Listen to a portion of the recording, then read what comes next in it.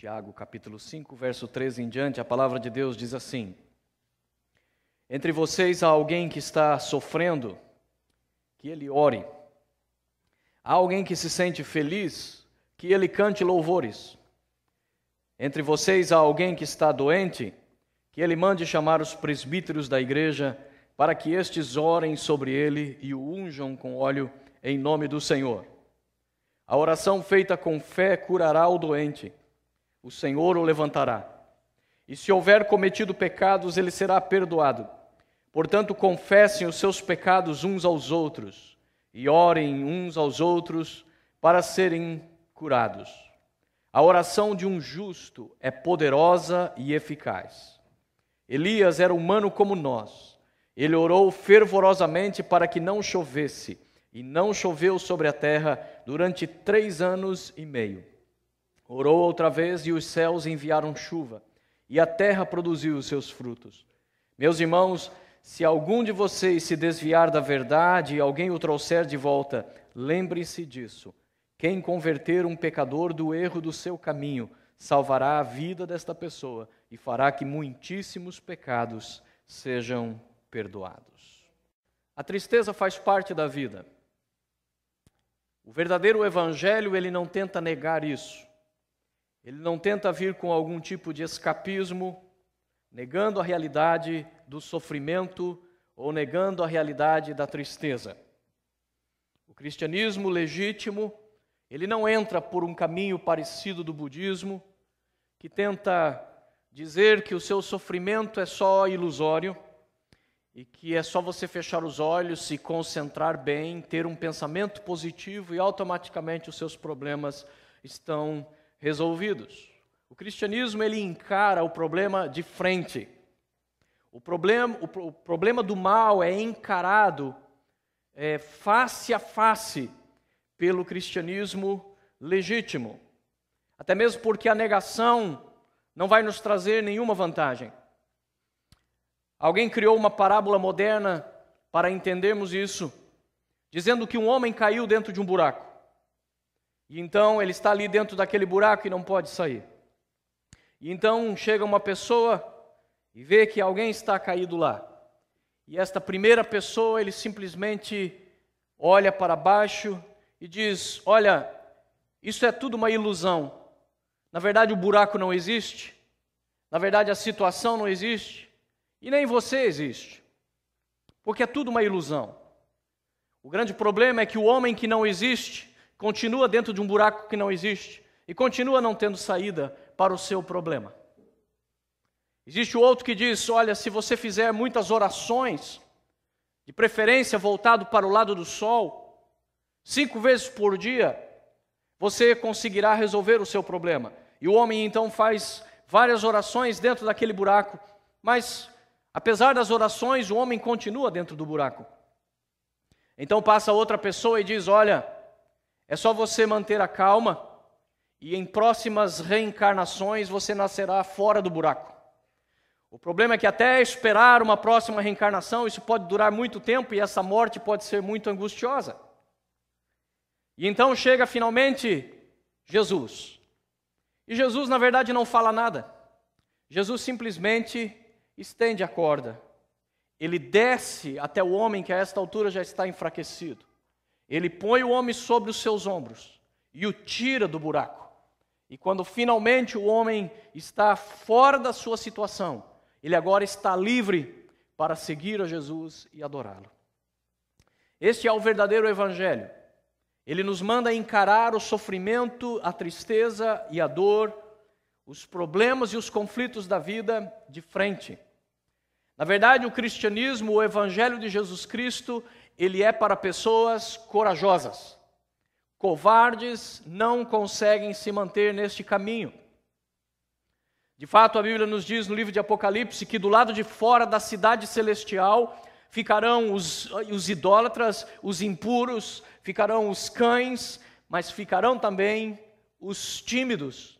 Não tímidos quanto à sua natureza pessoal, mas sua timidez de não ter a coragem de enfrentar os fatos da vida. O cristianismo legítimo, ele não foge disso.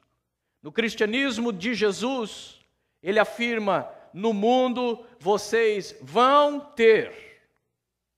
A palavra de Jesus é uma palavra, como diz, é garantido. Como se diz no bom português, é batata. Que vocês vão ter sofrimento. Vocês vão ter aflições. Como não? Você vive num mundo caído? Você vive num mundo onde Jesus disse que é um mundo que jaz no maligno. Isso significa está sepultado, está debaixo, coberto completamente pela atuação e pelo poder do inimigo de Deus e do inimigo de nossas almas. Como esperar que nesse ambiente seja possível você viver uma paz duradoura ou uma alegria duradoura? Pelas circunstâncias, não, jamais.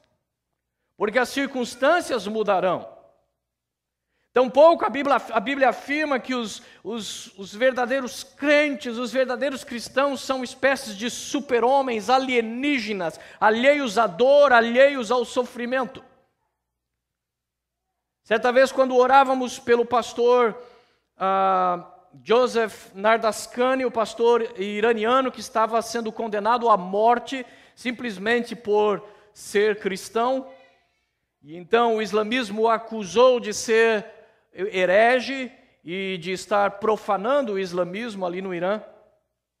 Nós começamos a orar, mas eu me lembro que eu cheguei para uma certa pessoa e contei essa história, e disse: olha, o pastor Joseph Nardaskani está preso, e ele vai ser condenado à morte. E essa pessoa disse o seguinte: é melhor que morra mesmo, aí vai para o céu. É fácil, como se diz no bom português, é fácil você falar esse tipo de coisa, porque pimenta no olho dos outros é colírio. A dor na carne alheia é fácil de dizer que é fácil de suportar. Agora, será que essa pessoa poderia se enquadrar na mesma situação e imaginar que seriam os seus filhos que estariam chorando pelo seu pai na prisão? Ora, é claro que nenhum crente deseja a morte, nenhum cristão dos mártires que morreram pelo cristianismo jamais almejaram essa morte, desejaram ser afastados dos seus familiares. Não é possível imaginar que os crentes que estão espalhados pelo mundo e que sofrem perseguição horrível em países da janela 1040, em países do meio asiático, ali na Índia, no Oriente Médio, pessoas que não têm direito nenhum, que perdem tudo, que são jogados para fora de suas casas, têm suas casas confiscadas, seus filhos são presos, são torturados. Será que nós realmente podemos friamente imaginar que estas pessoas não estão sofrendo com isso? É lógico que elas estão. Jesus não garantiu imunidade ao sofrimento, Jesus não garantiu imunidade à tristeza. O que a Bíblia nos garante é que, se nós estivermos em Cristo, nós vamos desfrutar de uma alegria que é encontrada nele. As circunstâncias podem nos decepcionar. As lágrimas certamente virão aos nossos olhos por causa do que estamos vivendo aqui. Mas, tendo os nossos olhos e o nosso coração fitos em Jesus, a diferença é que, apesar do sofrimento, apesar das lágrimas, eu posso declarar: continuo feliz por causa de Cristo. Experimento a tristeza como qualquer outro ser humano, mas sou feliz por causa de Jesus.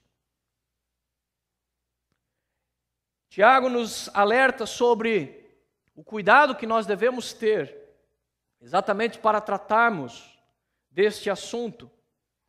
Porque Tiago lança algumas perguntas e oferece algumas soluções bem práticas. Há entre vocês alguém que está sofrendo? Em outras versões da Bíblia diz: está alguém muito triste, profundamente triste, ou em outras ainda diz: está alguém aflito? Você está passando por aflição? Observe que Tiago não está censurando esse tipo de crente. Não está dizendo que eles não têm fé. Não está dizendo que eles são carnais e por isso estão sofrendo, por isso estão tristes. Me recordo que certa vez no começo de um culto lá no Brasil, eu estava de cabeça baixa, E um irmão chegou para mim com aquelas frases de efeito e disse: cabeça abaixo é símbolo de derrota. Eu olhei para ele e disse: cabeça baixa é símbolo de reverência. Para mim, pelo menos, é só o que estava significando. Só o fato de estar com cabeça baixa não significa que eu sou um derrotado, tampouco significa que quem está de cabeça erguida está necessariamente vencendo. Deus não precisa de frases de efeito. Tiago escreve para crentes de verdade, pessoas de osso, de carne. E ele não diz, não sugere que essas pessoas estão com pouca fé e por isso estão aflitas, por isso estão sofrendo. Ele simplesmente encara a realidade. Está sofrendo? Está doendo? Está dodói? Está machucando? Está ferindo? Está chorando? Está angustiando? O que ele está fazendo não é negar, ele está dizendo, então vamos resolver. Porque também só ficar chorando e chorando e chorando não vai resolver nada. Só ficar se lamentando pelos cantos não vai trazer nenhum tipo de solução. Viva simplesmente de choro e você será uma pessoa que perderá a esperança. Viva simplesmente nutrindo tristeza e você será uma pessoa sem ação para o futuro. Agora, trate a tristeza como se deve ser tratada. E há solução. Você não precisa morar para sempre dentro daquele buraco. Você não foi feito para morar dentro do buraco. O buraco é circunstancial. Todos nós podemos cair nele. A diferença é de que o cristão tem Jesus que o resgata. Quantas vezes caímos, o Senhor está ali para nos levantar. O cair é do homem, o levantar é de Deus. A nossa confiança está que o mesmo Senhor, que teve coragem de exigir de nós que nós perdoemos 70 vezes 7, a nossa vantagem é que nós podemos pelo menos saber que esse Senhor pode estar disposto a nos perdoar 70 vezes 7. E daí vem a nossa consolação, daí vem a nossa segurança. Mas observe que o que Tiago está falando, ele está falando de nós sermos práticos com nossas emoções e com nossas circunstâncias. Está entre vocês alguém sofrendo? Que ele ore. Ora, meu filho. Faz alguma coisa. Desencanta. Para de ficar lamentando, porque o lamento não vai levar a nada. O lamento, o choro só vai ajudar quem vende lenço. Fora isso, meu amigo, até mesmo aqueles que te consolam, chega um momento que se cansam disso. Chega um momento que percebem que o que essa pessoa quer mesmo é chorar. Que o negócio daquela pessoa mesmo é reclamar. Porque mesmo o amigo que está ali para ser o ombro, para o momento de consolação de nossa fraqueza, de nossa tristeza, ele tem um limite, aonde ele percebe se realmente nós estamos chorando com sinceridade, apenas um choro onde estamos extravasando nossa emoção humana,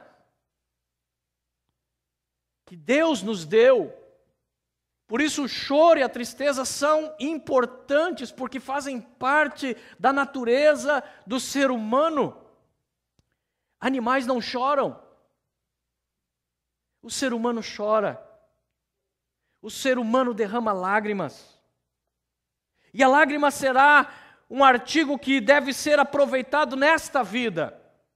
Porque nos céus eu imagino que vai ter um vasilhame com um pouquinho de água no museu da experiência humana lá no céu. Porque a Bíblia diz que quando entrarmos no céu, toda lágrima será enxugada por Deus de nossos olhos. E diz a Bíblia, nunca mais morte, nunca mais choro, nunca mais tristeza. Quem quiser saber o que é lágrima, vai ter que ir no museu da experiência humana lá no céu. Vai ter que pegar algum anjo, e ele talvez já tenha esquecido, depois de 10 mil anos experimentando a graça da vida eterna, já nem vai lembrar mais o que é lágrima. E o anjo vai dizer, é isso aqui, é um pouquinho de água. O que tem de mais essa água? Essa água é fruto de sofrimento. Fruto de sofrimento? Como assim? porque isso aqui sai dos olhos do ser humano quando ele está em aflição, em angústia e tristeza profunda. Mas foi Deus que criou isso. O choro, ele é importante, o choro, ele é necessário. Mas nós não podemos ficar simplesmente repousando nas nossas lágrimas. Nós não podemos simplesmente ficar fazendo como o salmista dizia, que ele dizia que comia ou que bebia as suas lágrimas no seu leito, que se afogava no seu leito com suas lágrimas. Ou exagero, tinha que ter um olho da Regiane ou do Marcos para chorar tanto assim.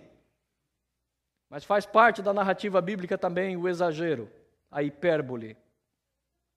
Se alguém está sofrendo, ore. Chora um pouquinho, alivia a tensão. É tão bom chorar, fala a verdade, não é verdade? Quando você está numa angústia, não é bom quando você consegue... O homem não chora. Então vira, vai para um canto, chora escondido, meu filho, mas chora porque é bom. Chora que é bom. Até uma certa idade a gente não está nem aí, bateu o dedo, machucou, a gente não quer saber, a gente abre a boca, chora mesmo, chora com gosto e corre para o abraço da mamãe. Depois de um tempo a gente começa com essas manias de não, a gente não pode chorar, e aí está todo mundo vendo que a pessoa não está bem, está todo mundo vendo que a cara está vermelha, a bochecha está rosada, mas não é de alegria nem porque esteve na praia, é porque está a ponto de explodir e fica ali retendo. Chora, meu filho. Chora o que você tem que chorar, aproveita enquanto você tem essa experiência aqui na terra, porque no céu não vai ter, graças a Deus. Mas aproveita e chora. Mas depois enxuga, levanta. Quando Deus percebeu que Jó foi quebrado ao ponto de viver, de se transformar num José lamentador, Deus disse para ele, antes de trazer a solução, tática essa comumente usada por Deus. Normalmente, quando Deus quer falar alguma coisa muito séria com uma pessoa, em primeiro lugar, Ele chama a pessoa pelo nome 2 vezes. Moisés, Moisés. Depois, Ele diz, põe-te em pé. Daí eu falo com você. Porque a pessoa quer ficar ali naquela... pobre de mim! E Deus está só olhando. Terminou, filho? Eu sei que lágrima também não é assim, não é que nem um rio, vai acabar ficando desidratado. Terminou, acabou a lágrima. Agora fica de pé. Vamos resolver isso aí. Fica de pé para a gente resolver o problema, vamos partir para uma ação. Está sofrendo? Ore. Está feliz? O que você vai fazer com essa alegria? Contar piada? Usa isso para alguma coisa boa. O que Tiago está fazendo é usar as nossas situações e dizendo, presta atenção, não perca tempo, a vida é curta. Use tudo que você tem de alguma forma para trazer glória para Jesus e benefício para os outros. Se está triste, ore. Se está feliz, cante louvores. Se está alguém doente, meu filho, se mova. Chama os presbíteros da igreja, pede que eles orem.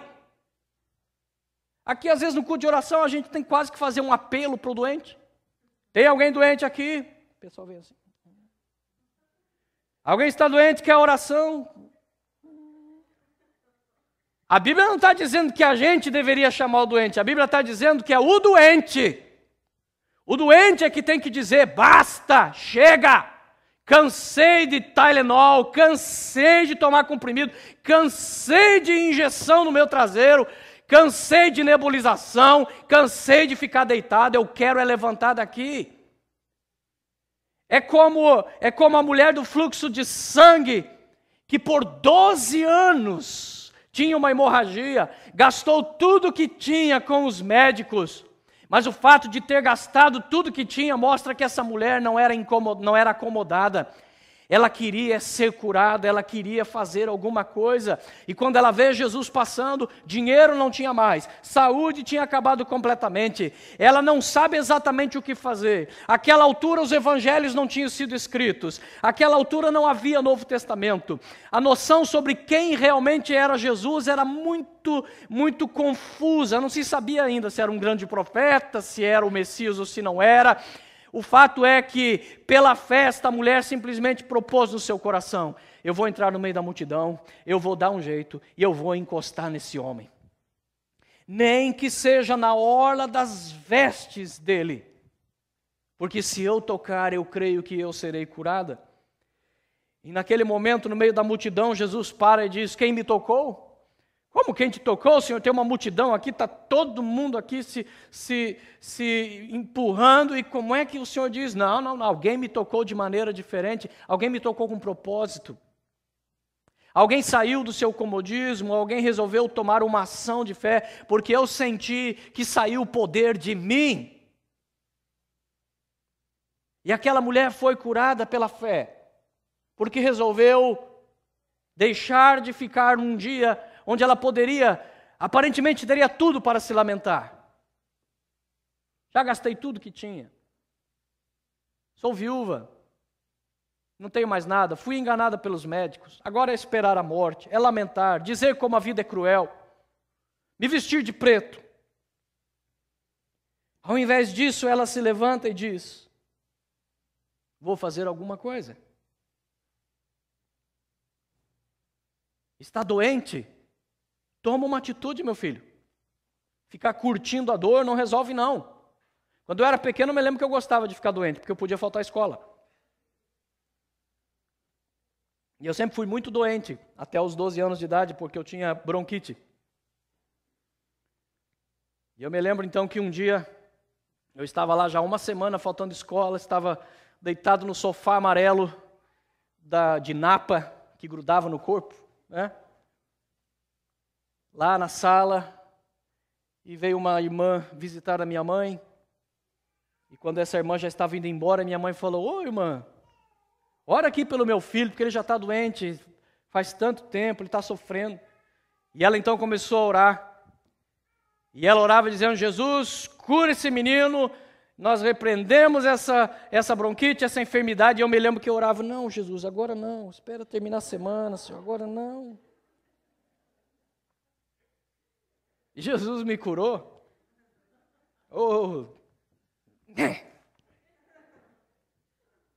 Ele me curou. Em nome do Senhor, com o óleo, com a unção, com a fé, com a oração, com a disposição para a ação, as coisas podem mudar na vida. É interessante que o que ele está dizendo basicamente é: busque a Deus. Triste ou alegre, faça alguma coisa com isso. Faça alguma coisa. Porque, na verdade, qualquer uma das situações pode ser usada como desculpa para não buscar a Deus. Ah, estou triste demais, estou depressivo para ir para a igreja. O outro já diz: estou alegre demais, eu quero é fazer festa.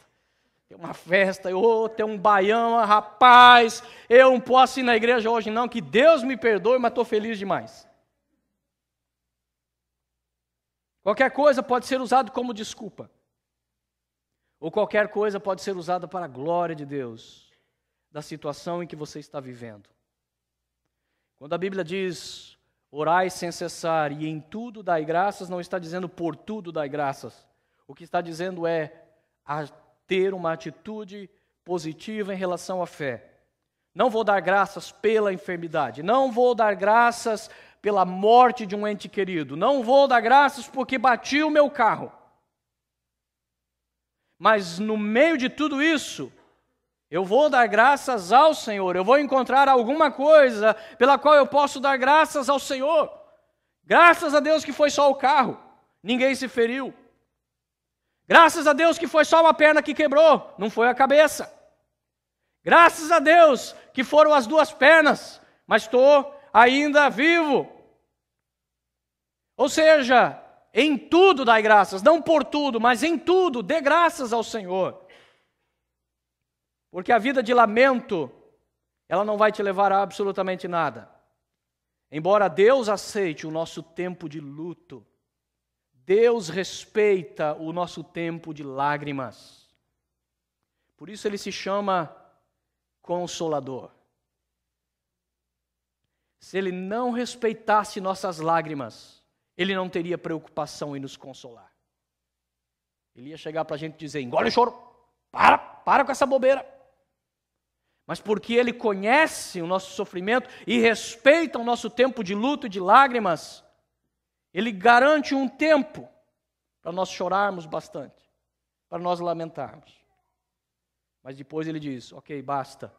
Agora vamos fazer alguma coisa útil com esse sofrimento. Vamos aprender alguma lição com isso. Vamos tomar alguma atitude para sair disso. E mesmo que não saia, é melhor morrer tentando do que morrer entregue. Se entregando à desgraça, se entregando à tristeza, se entregando ao problema. O interessante que a Bíblia está dizendo é isso. Que a casa de Deus está aberta tanto para pessoas que têm choro para trazer, como pessoas que têm alegria. Porque a casa de Deus é isto. A casa de Deus, alguns comparam com um hospital, aonde há pessoas que estão chegando com as mais diversas enfermidades da alma, da psique, até mesmo do corpo, da família que está destruída, do casamento que está por um fio, da falência, do desemprego. E a igreja é isso. A igreja é o local onde essas pessoas devem vir.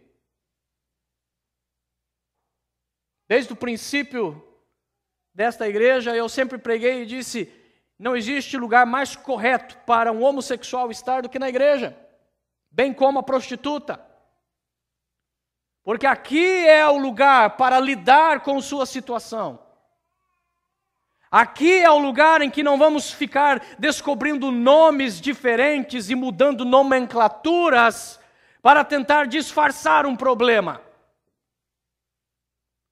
Aqui a gente não vai ficar procurando chamar de homoafetividade aquilo que a Bíblia simplesmente chama de efeminado. A Bíblia não precisa ser politicamente correta, porque a Bíblia está lidando com a realidade de Deus.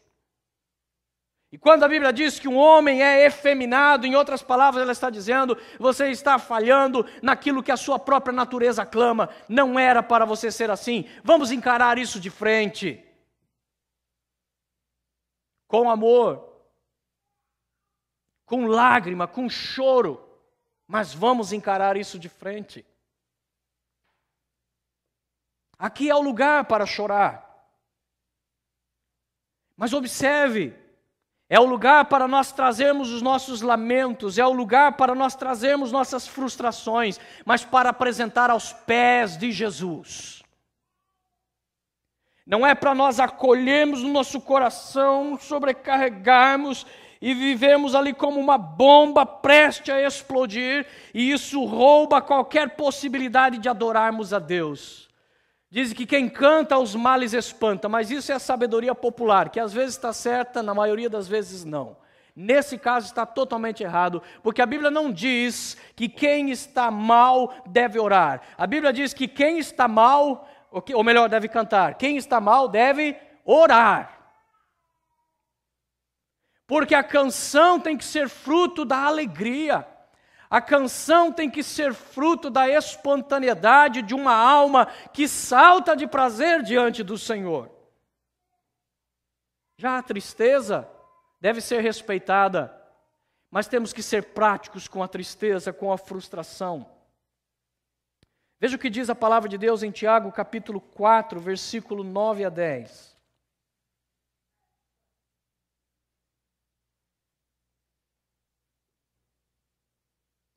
Antes disso, precisamos analisar se o motivo do nosso choro ou o motivo da nossa alegria são legítimos.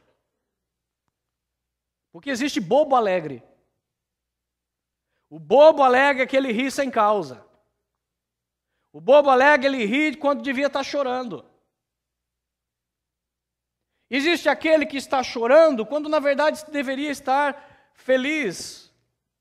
Por isso, Tiago escreve e fala sobre essa necessidade de, antes de tudo, uma avaliação correta das razões para detectar se o nosso choro ou tristeza são legítimos. Por isso ele diz que é possível haver a necessidade do arrependimento dos nossos sentimentos. Ou seja, às vezes é preciso arrepender a minha tristeza ou arrepender a minha alegria. Veja o que diz o verso 9. Entristeçam-se, lamentem-se e chorem.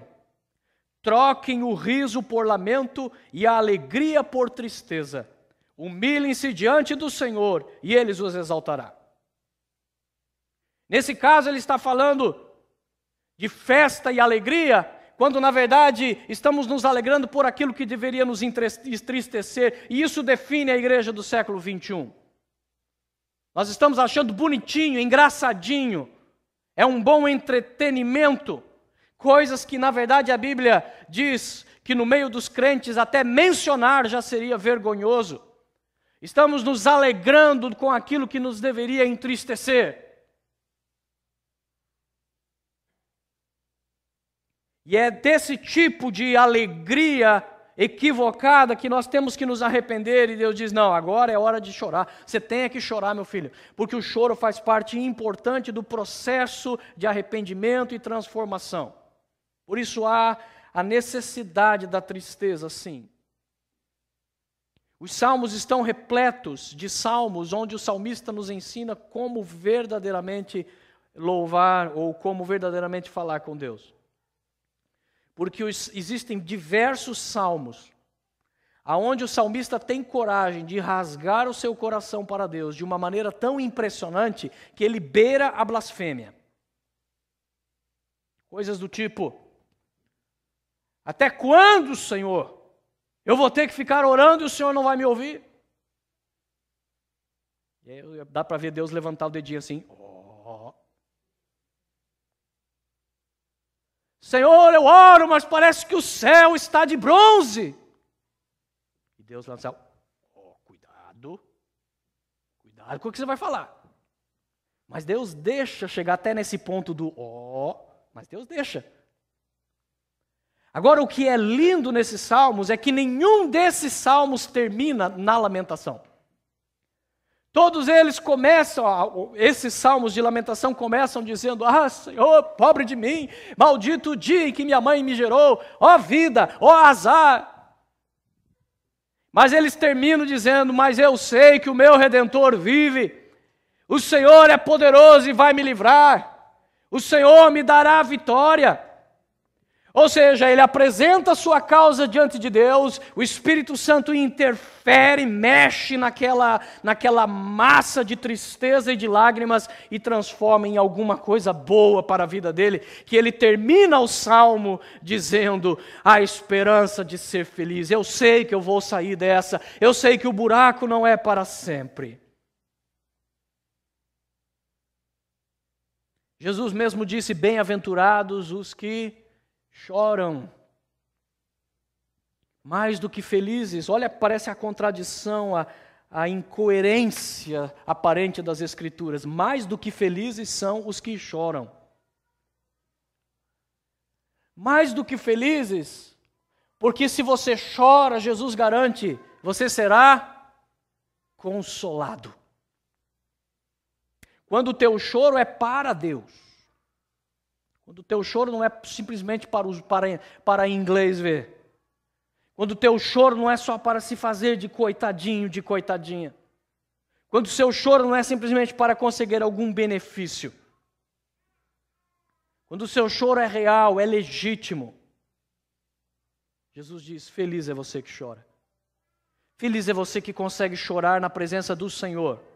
Porque você será consolado. É como Ana, que está lá sem filhos, está lá com o seu marido tendo uma outra esposa naquela cultura poligâmica, e a outra tem filho, então agora abusa, ridiculariza Ana, e ela então vem até o Senhor.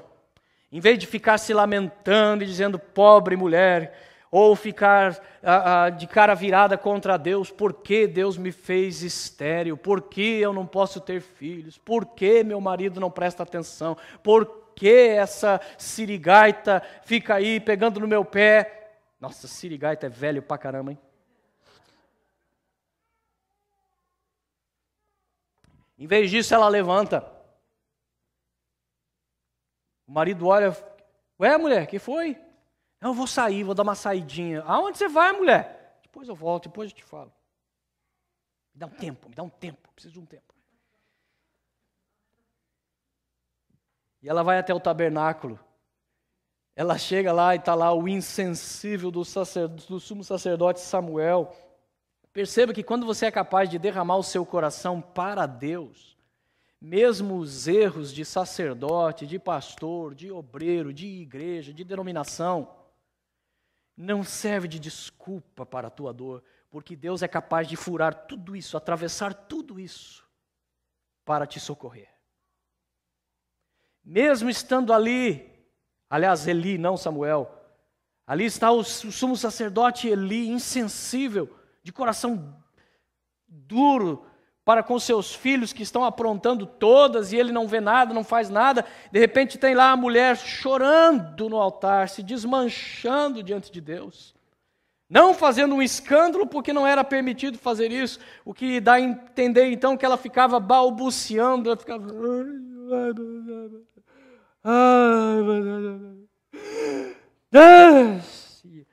E o homem olha aquilo lá e fala, mulher, que é isso? Que vergonha!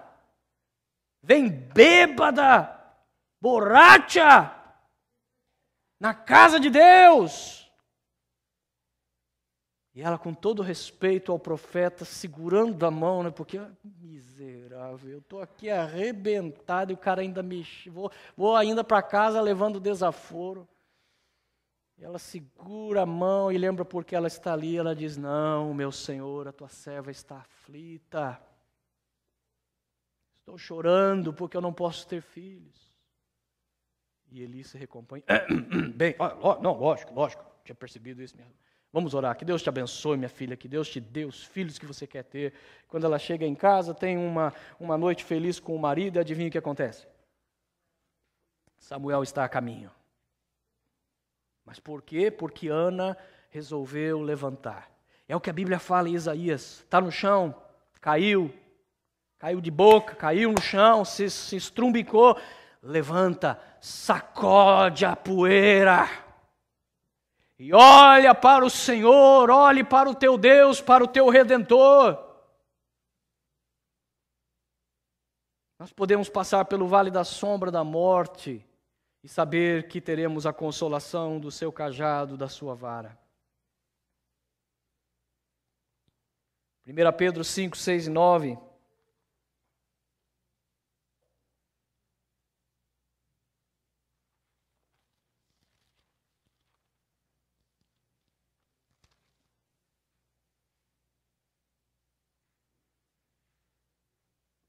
Observe como Pedro está tratando dessa situação da mesma maneira como Tiago. Ele está mostrando que nós temos que pegar os nossos sentimentos e nos humilharmos diante de Deus. Seja a nossa tristeza, vamos nos humilhar diante de Deus. O choro é legítimo. O problema é que quando a gente fica fechado só no nosso choro, irmãos, a gente esquece que nós temos participação no erro. Eu até hoje não aconselhei nenhum casal onde só um tivesse 100% dos erros. Mas quando nós ficamos fechados no nosso choro, no nosso erro, a gente só consegue ver o mal que nos fizeram, mas a gente não vê a nossa contribuição naquele esquema. Agora, quando a gente chora diante de Deus, diante de Jesus, Deus é nosso consolador, mas Ele não é consolador barato. Ele não é aquele tipo de amigo que só bate no ombro e fala, isso mesmo, meu filho, você fez bem de dar na cara dele, isso, tinha que ter dado mais forte. Não, Deus sabe separar. Deus sabe separar aquilo que é a dor legítima, aquilo que é o ferimento legítimo, dos nossos próprios erros. E Deus diz, é verdade, meu filho te fez muito mal. Mas vamos falar sério, você também é uma cobrinha, né? Fala sério, meu filho, se você não mudar, se você deixasse eu trabalhar nesse teu coração, você não teria chegado nesse ponto. A situação teria sido diferente. Desembucha aí, meu filho, qual é a tua participação nessa história toda? 30%, 40%, 50%, 90%? Fala aí. Porque na verdade não há solução enquanto você não encarar os seus próprios erros. É verdade, o choro é legítimo, a dor é legítima de um casal que está ali se pegando e que não consegue se entender. Eu sei que dói, dói muito. Mas enquanto você não deixar o Espírito Santo trabalhar, em primeiro lugar você, e aí é necessário você pegar toda a tua tristeza e humilhar-se debaixo de Deus.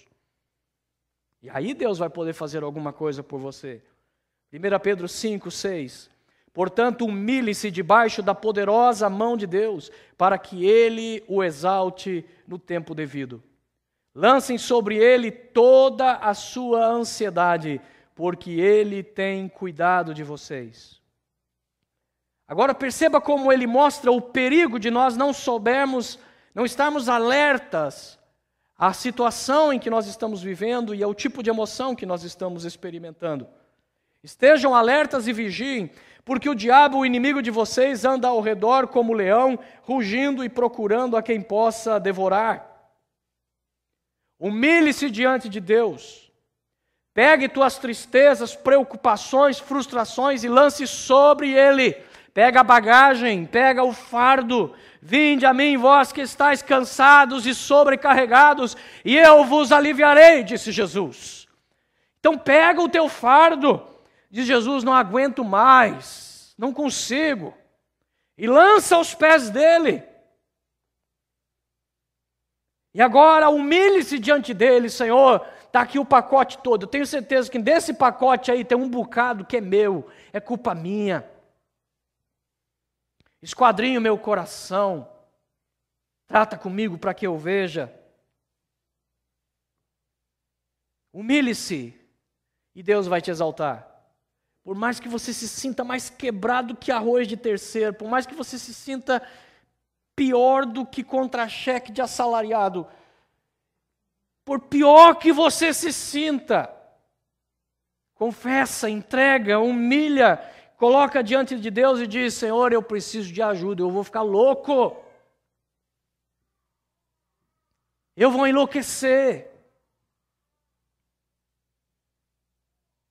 Você sabia que os hospícios estão cheios de pessoas que chegaram lá por causa de situações não resolvidas de relacionamento? A amargura. O problema de você ficar nutrindo tristeza é que a tristeza, ela vai camada sobre camada de tristeza, vai virando uma crosta que se chama amargura. E essa amargura, a Bíblia diz que tem raízes de amargura. Elas vão penetrando fundo no seu coração. Quando você vai ver, você está dominado por dentro e por fora. Mente, coração, sentimentos, foi tudo dominado, espírito, alma, família, carro, cachorro, foi tudo envolvido.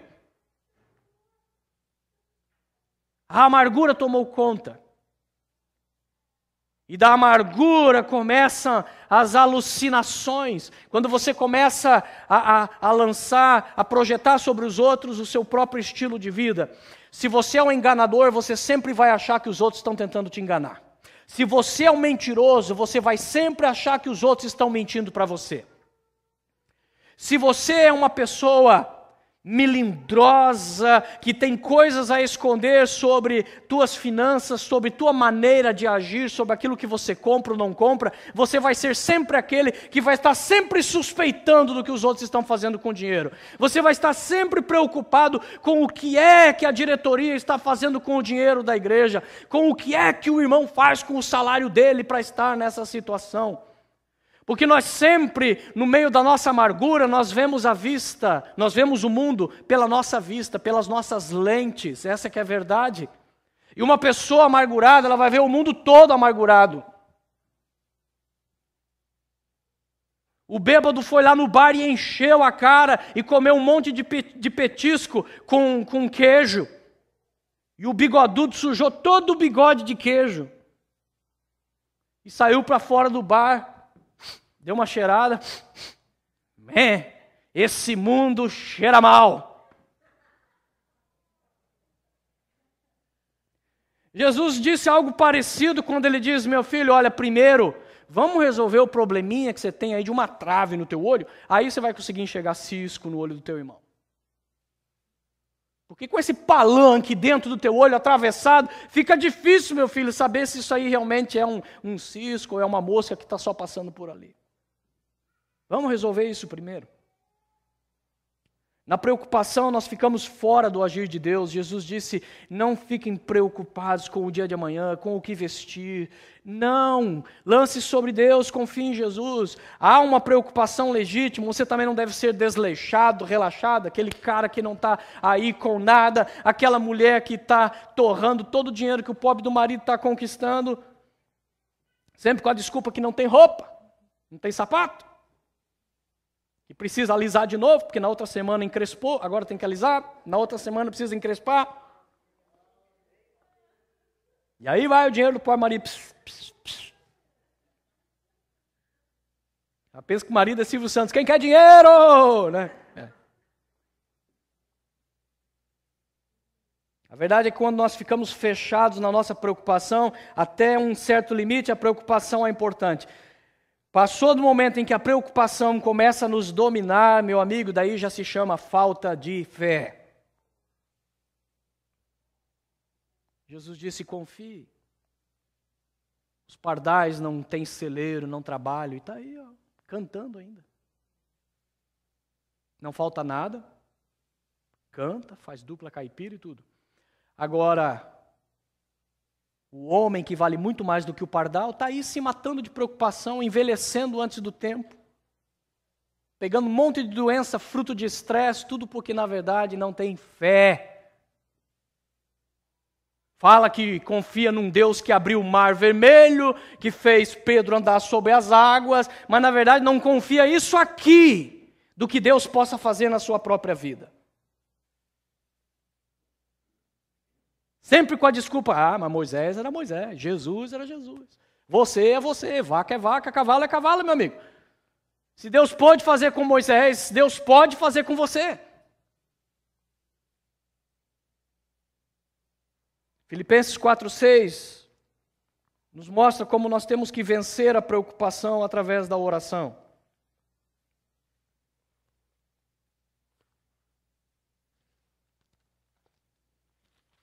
Filipenses 4:6.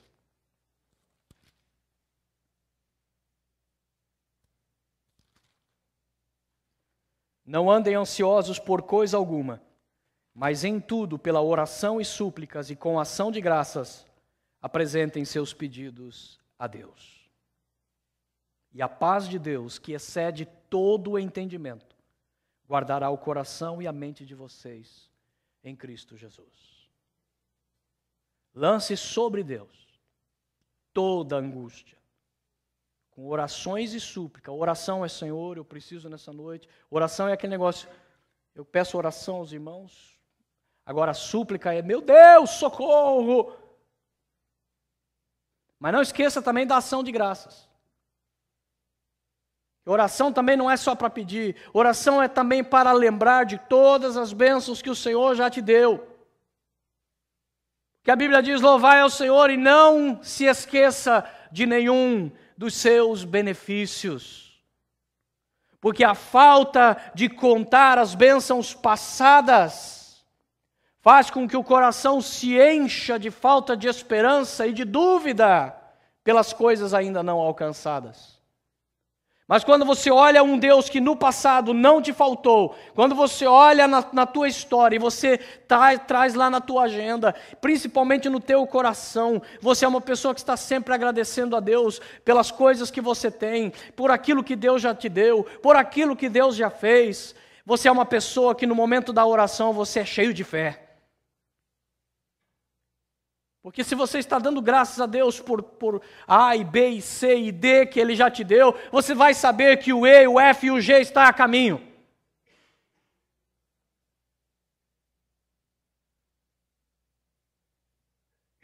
Em Jó 41, versículo 2, diz que diante de Deus até a tristeza salta de prazer. Traga a tristeza, mas quando você traz a tristeza diante de Deus, dali a pouco você e a sua tristeza estão dançando de braços dados, glorificando a Deus. Posso ter perdido, posso estar sofrendo, mas consigo glorificar a Deus no meio disso. Ore primeiro da sua tristeza e você vai terminar cantando. A Bíblia diz que foi isso que aconteceu com Paulo e Silas. A Bíblia diz que eles foram lançados injustamente na cadeia. Na cadeia foram colocados no lugar mais central, ou seja, a altíssima segurança para ladrões e criminosos de altíssima periculosidade. Lá dentro desta cadeia de altíssima periculosidade, a Bíblia diz que ele é colocado no tronco. Isso significa que os seus pés são colocados algemados, ele então é encurvado e os seus pés, os seus braços e cabeça são colocados no tronco. Ele fica ali curvado como um camarão durante horas e horas. As dores na coluna, nas costas, nos braços, no pescoço, são horríveis. Mas a Bíblia diz que eles começam orando e terminam cantando, e depois vem um terremotozinho para libertar eles. Porque eles começam no meio da tristeza, no meio da dor, em vez de ficar lamentando, eles começam: Senhor, nos ajude, nos dê força, nos abençoe, nos faça corajosos, Senhor. E no meio da oração, de repente começa: Senhor, mas que bom que a gente não está aqui porque a gente é ladrão, que bom que a gente está numa cadeia inocente. Pior seria se a gente tivesse sido condenado por causa dos nossos erros. Te louvamos, Senhor, porque antes poderíamos estar nessa cadeia por causa dos nossos erros. Hoje, Senhor, estamos por causa de Ti. Senhor, é um prazer, é uma alegria, Senhor, sofrer por Ti. É um privilégio, Senhor, poder participar dos Teus próprios sofrimentos para o crescimento do Evangelho, Senhor. E dali a pouco, pronto, a tristeza já se foi, o choro já se foi, e daí começam a cantar os dois e começam a glorificar a Deus. Deus não aguenta aquilo e tem que fazer um terremoto vir, e a cadeia se arrebenta e Paulo e Silas são soltos. A noite vai terminar com Paulo evangelizando o carcereiro, jantando na casa dele e fazendo um batismo. Salmo 16 diz: na tua presença há abundância de alegrias. Tanta alegria na presença do Senhor, que não tem como eu chegar triste e não sair alegre, se eu verdadeiramente colocar minha tristeza aos pés do Senhor. Ele faz aquela troca do tipo Silvio Santos naquele programa que o menino ficava na cabine com aquele fone de ouvido. Então o Silvio Santos falava: você quer trocar essa chupeta velha por um carro 0 km? E o menino então falava: sim! E a gente A gente fica: mas esse Silvio Santos é um bobo mesmo, em trocar uma chupeta velha por um carro zero. Mas Deus faz esse tipo de proposta para a gente vem com o nosso lixo, com as nossas cicatrizes, com a nossa dor, com a nossa cara quebrada diante dele, o nosso fardo. E ele diz: vem cá, vou te dar uma coroa em lugar de cinza, óleo de alegria em lugar de choro. Por isso, irmãos, quando não estivermos no momento da tristeza, nós temos que verdadeiramente celebrar, aprender a celebrar. A Bíblia usa a palavra celebração, júbilo, exaltação, glorificação, engrandecimento para falar sobre qual é a atitude nossa quando estamos adorando a Deus. No meio das igrejas nós temos todo tipo de igreja. Tem aquele tipo de igreja que não permite palma, tem aquele que não permite bateria, tem aquele que tem que cantar baixo, tem aquele que não pode tocar rock, tem aquele que não pode samba, tem aquele que não sei o quê. Enquanto que a Bíblia está dizendo: louva a Deus a plenos pulmões, louva a Deus com o teu ritmo, louva a Deus com teu samba, tango, bolero, louva a Deus, use tua vida para glorificar a Deus. Põe tambor nisso, põe guitarra elétrica nisso, põe piano, põe voz tenor no meio disso, glorifica, faz um barulho para o Senhor, toque e exalte ao Senhor.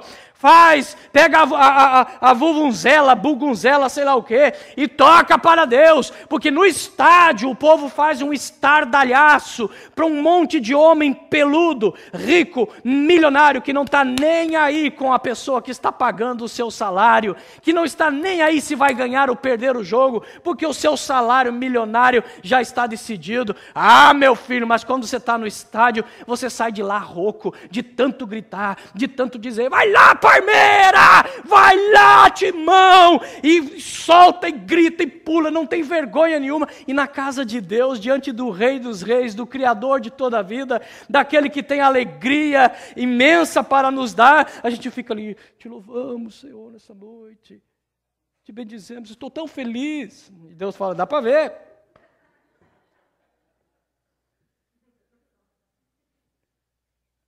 Nos contemos. Enquanto que o rei Davi não estava nem aí. O rei Davi, vamos trazer a arca. Eu vou pegar a arca e vou trazer lá para Jerusalém, para que fique perto da gente, para que a gente ore, para que a gente glorifique. Vai ser uma festa, e aquela festa, e todo mundo levando a arca, e Davi começa a se envolver daquilo de tal maneira que ele começa a dançar. O que ocorre com Davi é exatamente o que aconteceu com o pai do filho pródigo. A Bíblia diz que quando o pai do filho pródigo vê o seu filho voltando, pronto para fazer a troca da chupeta pelo carro novo, porque ele está trazendo nada, ele está trazendo o resultado das suas tolices, enquanto que o pai tem o anel, o novilho cevado, a festa preparada. Só que a Bíblia diz que o pai, na hora que vê o filho, ele corre. A palavra grega usada ali significa que ele deu um sprint, ou seja, é a arrancada para quem está dando uma corrida de 100 metros rasos. E a razão que Jesus menciona isso é por uma questão muito simples. Um homem da nobreza jamais corria. E a razão pela qual ele não corria, porque um homem nobre usava vestidos longos. Como é que você faz para correr com vestido longo? Você tem que levantar aqui, meu filho, mostrar as coxonas brancas, magricela, canela fina e ó. Mas o pai não estava nem aí, é meu filho. E foi exatamente o que Davi fez, é o rei de toda a nação, ele está com aquela roupa gloriosa, aquela manta, aquele vestido longo, e Davi sabe o quê? Eu quero mais é sambar, eu quero mais é dançar, eu quero mais é glorificar a Deus. Ele levanta e dança para o Senhor. Mical já representa a maioria dos crentes modernos, olha que absurdo, isso é jeito de um crente se portar. E Davi então olha nos olhos da sua esposa e diz, olha, vamos ser bem direto aqui. O Deus que rejeitou o teu pai e me colocou no lugar dele, é o Deus para qual eu danço, é o Deus para qual eu me aviltarei, é o Deus pela qual eu passarei vergonha se for necessário para glorificá-lo. O resultado, Davi se torna o rei mais lembrado de todas as Escrituras, enquanto que Mical tem o seu ventre fechado, como quem Deus diz, cobra como essa, eu quero que se encerre aqui, não quero filho para essa mulher. Feche seus olhos em nome de Jesus. O que você vai fazer com a tua tristeza, com a tua frustração, com a tua angústia? E se está alegre, o que você vai fazer com essa alegria? O que você vai fazer com esse seu problema? Está doente? Perdeu o emprego? Está sem documento? O que é que você vai fazer? Deus está te perguntando nessa noite. Vai ficar aí forever, chorando, lamentando? Ou vai tomar uma atitude em relação a Deus? Está triste? Ore. Está alegre, cante. Está doente, busque o presbítero, receba a unção e a oração.